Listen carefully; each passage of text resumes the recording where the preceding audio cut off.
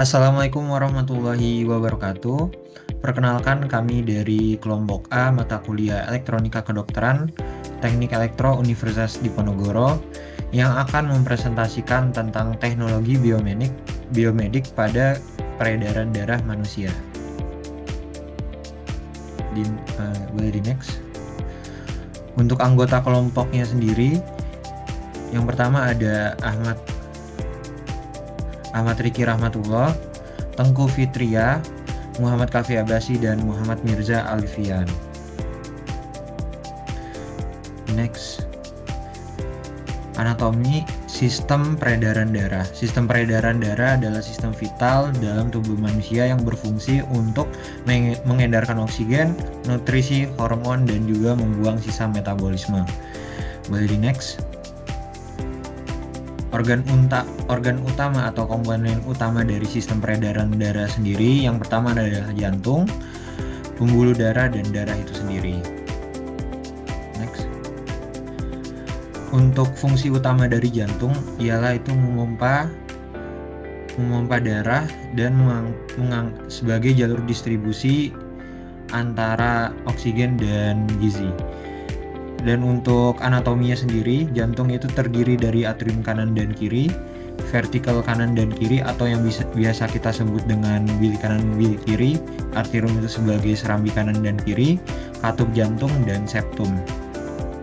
Next.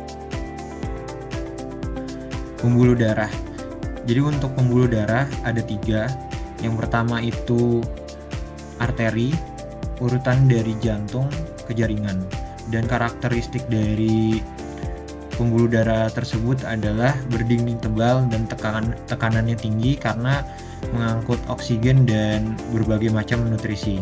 Sedangkan untuk pembuluh darah kedua yaitu pembuluh darah vena, yaitu dari jaringan ke jantung. Nah, ini karakteristiknya agak bertolak belakang dengan arteri. Jadi berdinding tipis dan bertekanan rendah karena mendistribusikan sisa-sisa dari nutrisi. Dan yang terakhir adalah kapiler. Kapiler itu adalah pertemuan antara pembuluh darah arteri dan vena. Jadi tempat pertukaran zat, entahlah oksigen, karbon dioksida maupun nutrisi. Next. Untuk anatomi dari darah sendiri, jadi darah sebagian besar sekitar 55% itu terdiri dari plasma, lalu ada eritrosit atau yang bisa kita sebut dengan sel darah merah, leukosit, sel darah putih, dan trombosit. Next. Untuk organ terkait dari sistem peredaran darah sendiri, yang pertama adalah paru-paru, yaitu tempat pertukaran antara oksigen maupun karbon dioksida. Lalu ada hati dan ginjal sebagai filtrasi untuk sistem peredaran darah. Bisa dilanjutkan oleh teman saya.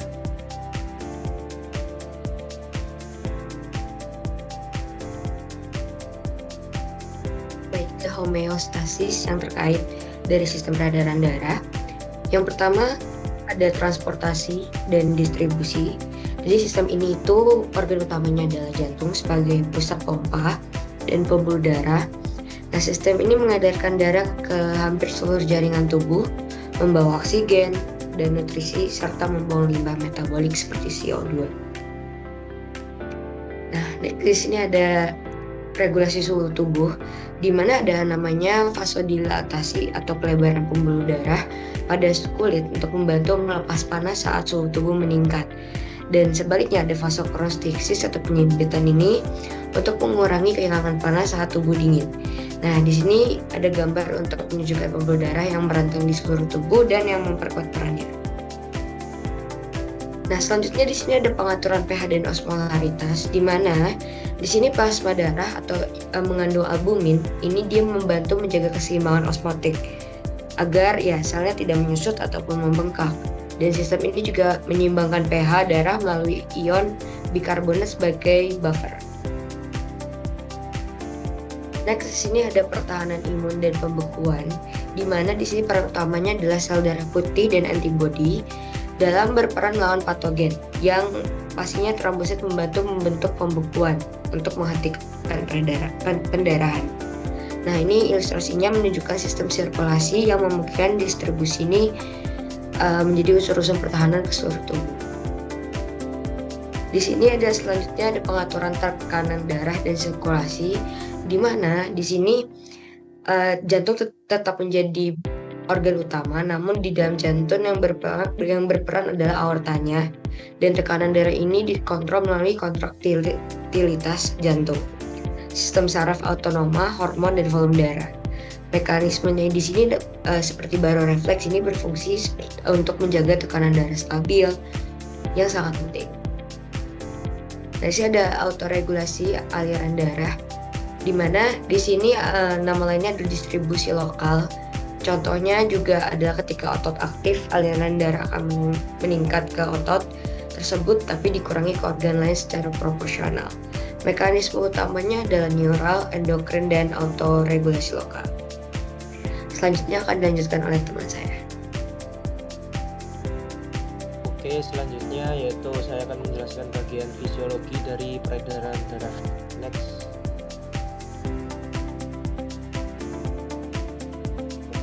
Fisiologi dari peredaran darah sendiri yaitu mempunyai fungsi, yaitu pertama mengangkut O2 dari paru-paru ke jaringan tubuh dan CO2 dari jaringan ke paru-paru. Yang kedua yaitu membawa nutrisi, hormon, enzim ke sel-sel tubuh. Yang ketiga yaitu membuang sisa metabolisme seperti urea, asam urat, dan CO2. Selanjutnya menjaga homeostasis, yaitu ada suhu, pH, cairan tubuh, dan tekanan darah. Yang terakhir yaitu berperan dalam sistem imun dengan sel darah putih dan antibodi. Next. Selanjutnya yaitu komponen sistem peredaran darah. Yang pertama ada jantung. Fungsinya yaitu sebagai pompa utama, terdiri dari 4 ruang, yaitu atrium kanan, ventrikel kanan, atrium kiri, dan ventrikel kiri. Yaitu yang selanjutnya yaitu pembuluh darah, dibagi menjadi 3, yaitu arteri, vena, dan kapiler. Arteri sendiri yaitu membawa darah keluar dari jantung, umumnya kayak O2 kecuali arteri pulmonalis. Yang kedua ada vena, yaitu fungsinya membawa darah menuju jantung, umumnya kayak CO2 kecuali vena pulmonalis. Yang terakhir yaitu ada kapiler, fungsinya tempat pertukaran zat seperti O2, CO2, nutrisi, dan sisa metabolisme.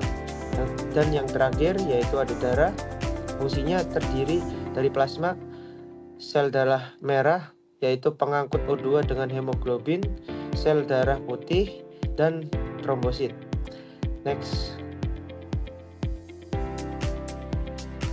Untuk sirkulasi darah yaitu dibagi menjadi 2, yaitu ada pulmonal atau kecil dan sistemik atau besar. Yang pertama yaitu pulmonal atau kecil, yaitu yang pertama darah kaya CO2 masuk ke atrium kanan, yaitu fungsi dari ventrikel kanan. Yang kedua, ventrikel kanan memompa darah ke paru-paru melalui arteri pulmonalis. Yang ketiga yaitu di paru-paru terjadi pertukaran gas, yaitu CO2 keluar serta O2 masuk. Yang terakhir, darah kaya O2 kembali ke atrium kiri melalui vena pulmonalis. Yang kedua ada sirkulasi sistemik atau besar. Yang pertama darah kaya O2 dari atrium kiri, yaitu fungsi dari ventrikel kiri. Yang kedua yaitu ventrikel kiri memompa darah ke seluruh tubuh melalui aorta. Selanjutnya di jaringan tubuh O2 dan nutrisi dilepas, CO2 dan sisa metabolisme diambil. Yang terakhir yaitu darah kembali ke atrium kanan melalui vena cava superior dan inferior. Next. Yang terakhir dari fisiologi yaitu mekanisme pengaturan. Mekanisme pengaturan sendiri yaitu sistem saraf otonom atau simpatis dan parasimpatis, yaitu mengatur kecepatan jenis nadi. Yang kedua yaitu ada tekanan darah dikontrol oleh volume darah, elastisitas pembuluh, dan kekuatan pompa jantung. Dan yang terakhir yaitu baroreseptor dan kemoreseptor yang fungsinya mendeteksi perubahan tekanan dan kadar O2 atau CO2 untuk menyesuaikan kerja jantung dan pembuluh darah. Oke, selanjutnya akan dilanjutkan oleh teman saya. Selanjutnya akan menjelaskan medik dalam sistem peredaran darah. Di sini terdapat alat elektrokardiogram atau bisa dibilang EKG atau ECG. Elektrokardiogram sendiri atau EKG merupakan salah satu teknologi biomedik yang sangat penting dalam dunia medis. Dengan menggunakan elektroda yang ditempel pada permukaan tubuh, EKG sendiri mampu menangkap aktivitas listrik dari jantung yang terjadi saat jantung berkontraksi dan berrelaksasi. Nah, hasil perekaman ini kemudian ditempelkan dalam bentuk gelombang yang terdiri dari gelombang P, kompleks QRS, dan gelombang T.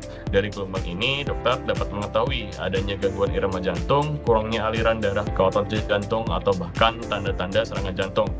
Karena sifatnya yang non-invasif, EKG sendiri menjadi salah satu metode pemeriksaan standar yang cepat, murah, dan efektif. Next.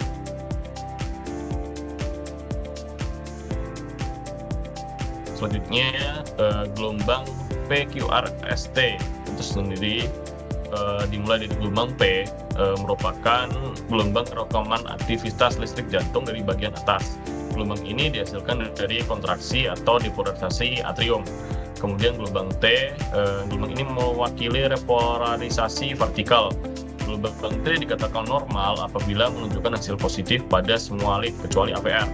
Gelombang T yang anormal adalah positif di semua lead kecuali AVR. Kemudian kompleks QRS, kompleks ini terdiri dari gelombang Q, R, dan S yang merupakan hasil dari depolarisasi vertikal. Normalnya kompleks QRS ini berkisar sekitar 0,06 sampai 0,10 detik.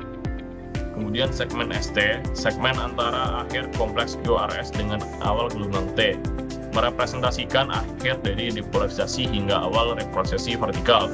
Normalnya segmen ini harus bersifat isoelektris, yaitu berkisar antara minus 0,55 mm sampai dengan 2,5 mm. Kemudian interval PR, jarak antara gelombang awal P dan awal kompleks QRS. Normalnya interval PR adalah berkisar sekitar 0,12 sampai 0,20 detik. Next. Kemudian bagaimana sih cara membaca hasil tes EKG? Nah, untuk gelombang P, jika gelombang P terlihat jelas dan menonjol ke atas dengan tekanan listrik sekitar 0,25 mV dan durasi singkat 0,12 detik, maka gelombang P dikatakan normal. Sebaliknya, apabila gelombang P lebih sempit, lebih tinggi, memanjang, atau bentuknya terbalik, maka hal ini dapat menandakan adanya gangguan pada atrium jantung. Kemudian gelombang QRS, gelombang QRS yang lebar atau lebih dari 0,12 detik dapat menunjukkan adanya gangguan pada hantaran sinyal listrik yang membuat ruang bawah atau ventricle jantung berkontraksi, seperti pada kasus bandel branch block komplit dan tidak komplit. Gelombang T yang negatif di lead lainnya kecuali AVR dan segmen ST yang berada di bawah garis isoelektrik atau depresi dapat menandakan adanya iskemia jantung. Kemudian yang terakhir, interval PR. Pertama-tama itu kita harus menghitung jumlah kotak yang dilalui oleh garis interval, kemudian dikalikan dengan 0,04 detik. Interval PR sendiri dikatakan normal jika hasilnya sepanjang 0,12 sampai 0,20 detik. Apabila melebihi 0,20 detik, maka ada kemungkinan gangguan pada sistem konduksi jantung.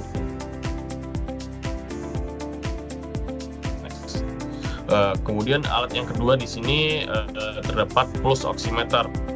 Pulse oximeter adalah perangkat biomedik yang digunakan untuk mengukur oksigen atau SpO2 dalam darah serta denyut nadi tanpa harus mengambil darah.